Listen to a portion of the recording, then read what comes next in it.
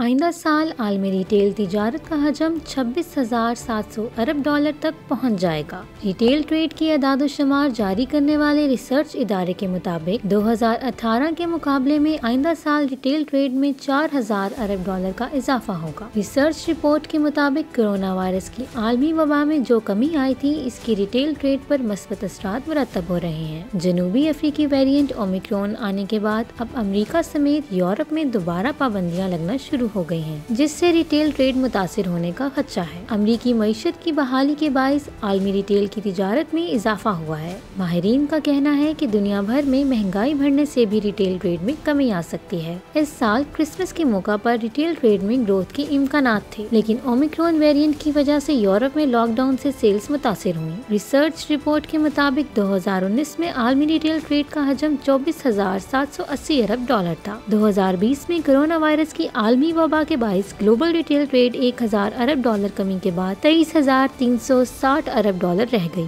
रवां साल आलमी रिटेल ट्रेड का हजम 25,000 अरब डॉलर की सतह तक पहुंच जाएगा।